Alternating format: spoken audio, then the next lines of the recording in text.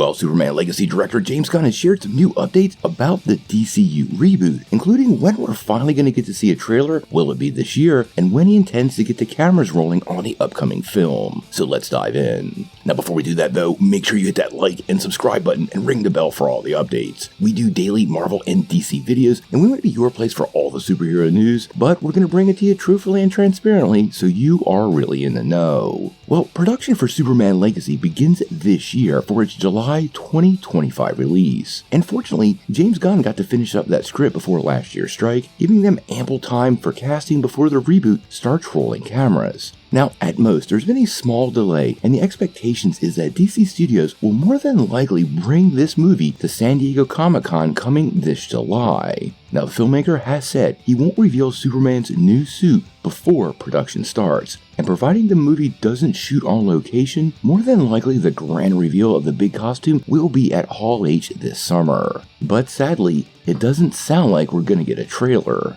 Now recently, a fan asked Gunn over on Threads about the possibility of getting a trailer sometime soon, or at least this year, and Gunn replied, "No, we don't begin filming until March. Writing is basically done and has been for a while, other than a comma here or a comma there." Now, this really shouldn't surprise anybody because Gunn's a pretty busy man, and the production will be very early in the process. Remember, typically San Diego Comic-Con happens in July, and they're not even going to start filming until March. This means very little finished or post-production could be done by the time we get to San Diego Comic-Con, so honestly, I'm not expecting very much. Now, we should put this one caveat with it though. If you remember correctly, James Gunn was very early in the production process for Guardians of the Galaxy when he showed up at Comic-Con and just blew everybody away with a sizzle reel. Now, that was the famous Ooga Chaka moment, and it really set the tone for the movie and drove fan excitement to unexpected levels. I do feel like that is a possibility here, but honestly guys, I think Gunn is taking his time here because he knows this movie has to be near perfect. It's going to set the tone for the upcoming DCU. Should it fail,